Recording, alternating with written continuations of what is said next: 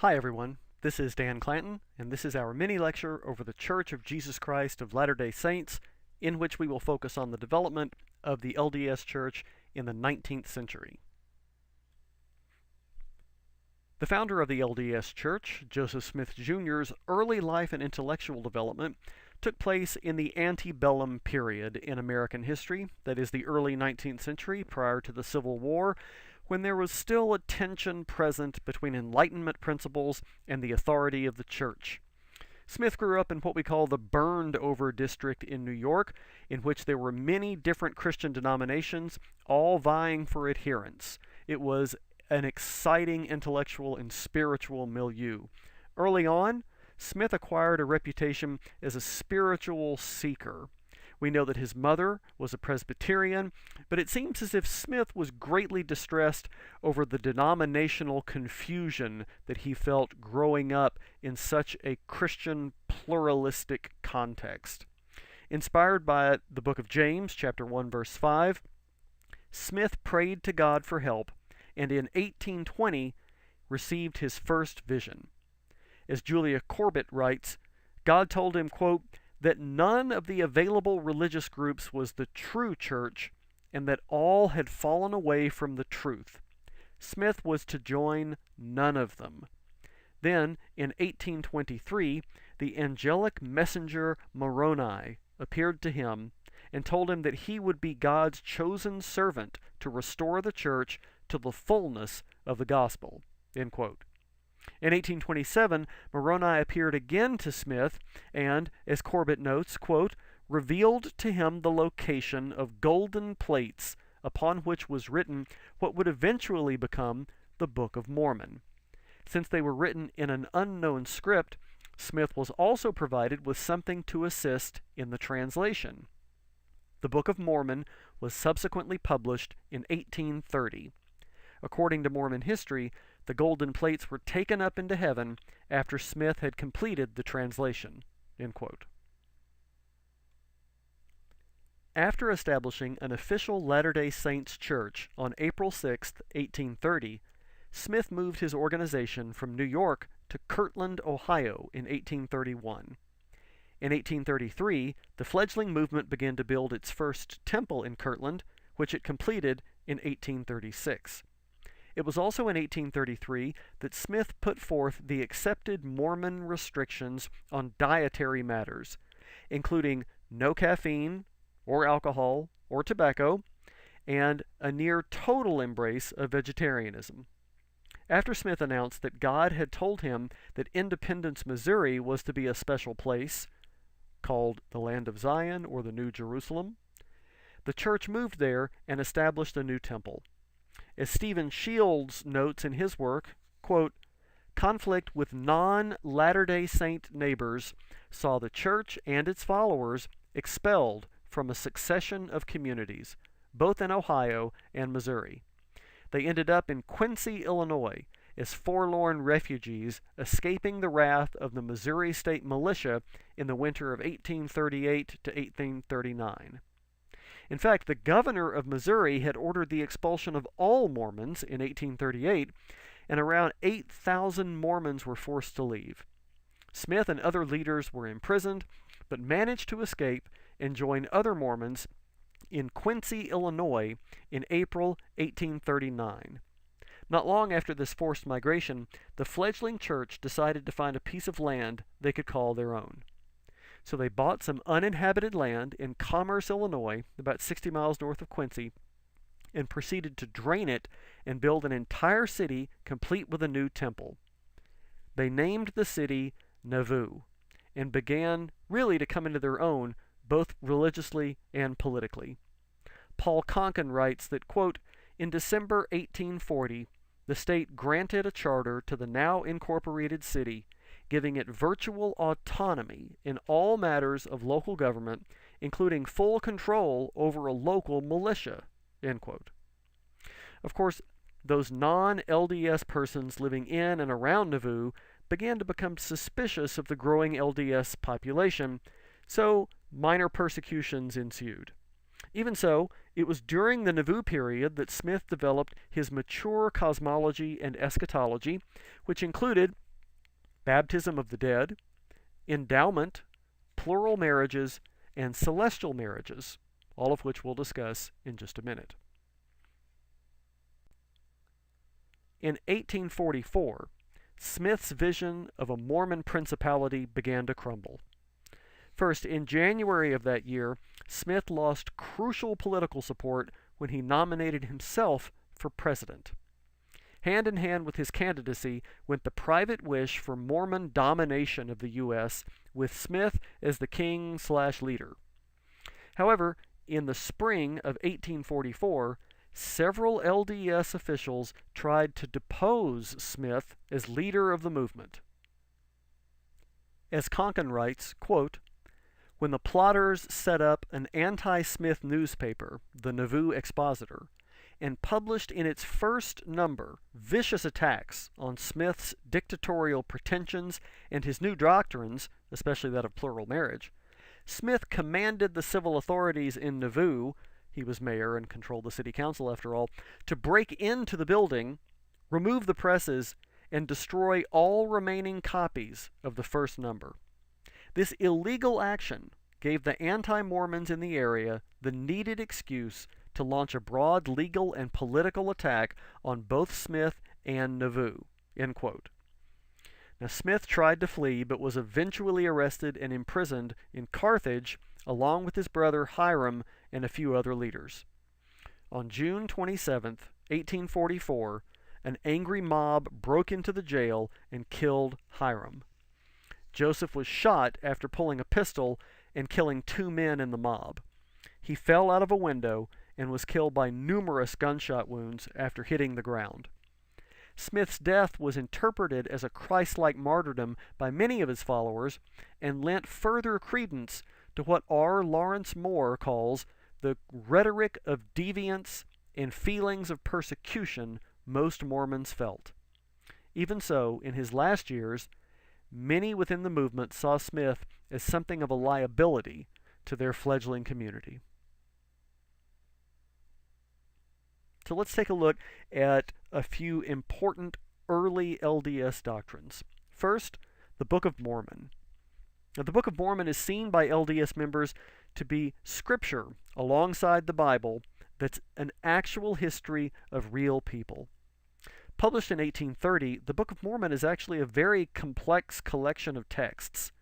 In 1823, Moroni revealed to Smith the location of several gold plates which contain the records of Moroni's father, the prophet Mormon, who was active in North America in the 4th century CE. During the late 4th century CE, Mormon compiled a book containing the records of the people of Lehi, a Hebrew who had led a colony of people from Jerusalem to America in about 600 BCE. This record, plus some plates which recorded the history of Nephi and an abridgment of records kept by Aether, the last prophet of the Jaredites, made by Moroni, make up what we now call the Book of Mormon. Briefly, the main part of the Book of Mormon tells the story of the children of Lehi, a Jewish prophet who immigrated to America from Palestine in about 600 BCE.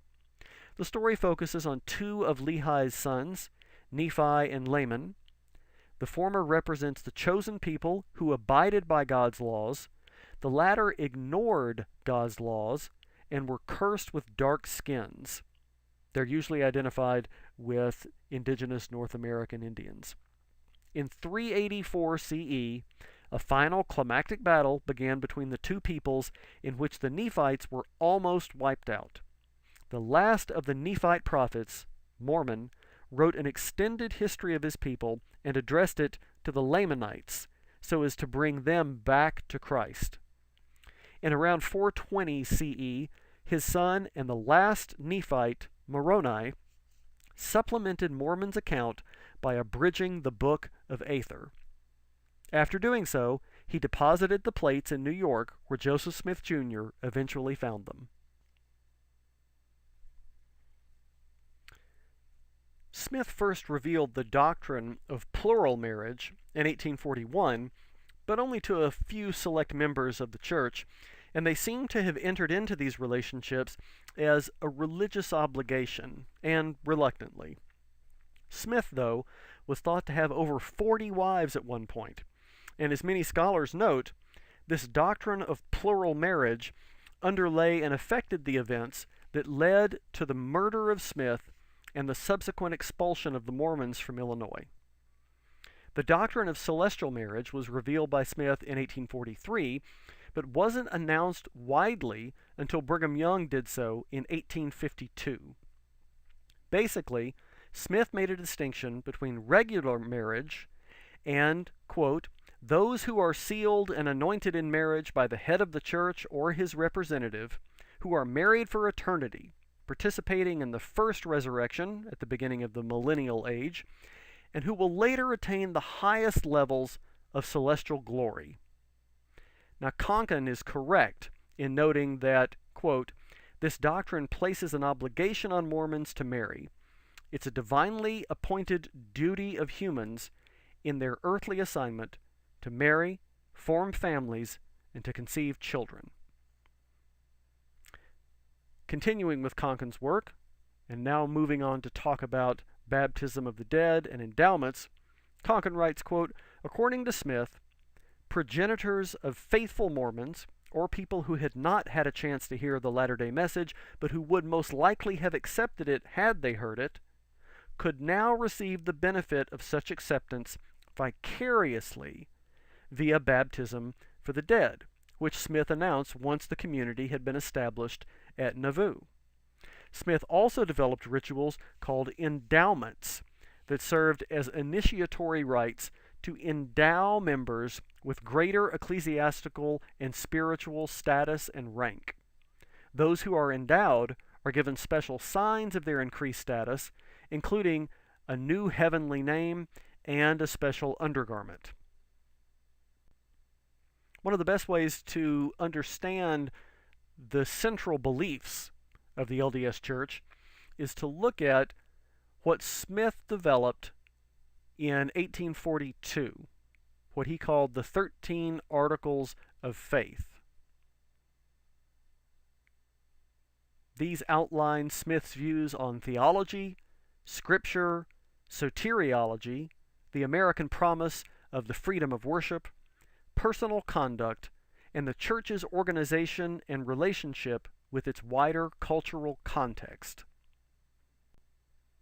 That is, these articles of faith represent Smith's way of placing his movement within the stream of Christian thought and practice. After the murder of Joseph Smith, who had left no clear successor, several groups and leaders emerged to fill that void. As Shields writes in his work, these leaders, quote, claimed different segments of the original church. Finally, when the dust had settled, Brigham Young had been the most successful leader and had persuaded a significant following to make the journey to what became the state of Utah. 5 other distinct organizations that emerged from the period of fragmentation have survived to the present day, most notably the reorganized Church of Jesus Christ of Latter-day Saints, who now call themselves the Community of Christ, who are headquartered in Independence, Missouri. Overall, about 200 movements have their roots in the original LDS Church, but of those 200, only the Community of Christ Church has really prospered. Now, as I said, after the schism, Brigham Young led his group of faithfuls out of Nauvoo and across the largely untamed U.S. wilderness in 1847 into what would eventually become Utah. I've provided a map in this video on the next slide that you can take a look at to see where these brave settlers traveled. The Mormons were able to secure the organization of a territorial government for Utah, and President Millard Fillmore appointed Brigham Young as the territory's first governor. At first, the Utah Territory and the LDS Church got along just fine, but after the end of the Civil War and the Restoration era, the U.S. became very interested in forging a particular identity for itself, and that identity did not seem to include the LDS Church. Interestingly, one of the biggest problems was the practice of polygyny, not, as most scholars think, polygamy. This is a technical distinction. Polygyny, as you can tell if you know anything about Greek, means many women. So what polygyny refers to is the practice of one husband having several wives. Polygamy would be several husbands having several wives and several wives having several husbands. Technically, this community practiced polygyny. This practice, as we mentioned, first started in 1843, but became public knowledge in 1852. Beginning in 1862, the U.S. government began to pass anti-polygyny legislation and to jail LDS practitioners of polygyny. In 1874, the first court trial based on these new anti-bigamy laws was initiated against Brigham Young's personal secretary, George Reynolds. Young himself was never charged, even though we think he had upwards around 55 wives. And in any case, Young died in 1877. The Reynolds case went all the way to the Supreme Court, who upheld a guilty verdict. In 1882, the Edmunds Act amended the 1862 anti-bigamy laws so that now it was also illegal to live in a polygynous fashion. In 1887, though, the Edmunds-Tucker Act dealt the LDS its harshest blow yet. It disincorporated the church and took away all property except what was used for worship. By 1890, the handwriting was on the wall. So William Woodruff, the president of the Utah-based LDS Church, issued a decree that polygyny was no longer to be practiced for the temporal salvation of the church. However, it's important to note Corbett's warning in this regard. She writes, quote, "At any given time, probably less than 20% of the church's leaders were actively involved in plural marriage. Other scholars provide even lower estimates. However, it wasn't until the 1920s that LDS churches began to actively discipline and excommunicate members who still engaged in plural marriages. After this issue was officially resolved, Utah was declared a state in 1896, and the LDS Church in Utah began to prosper and grow at an amazing rate.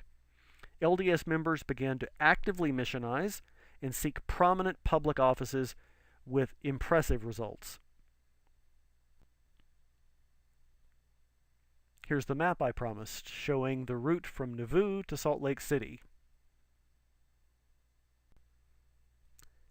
The LDS Church has almost 16 million members and over 30,000 congregations as of July 2017, the date of the recording of this mini-lecture.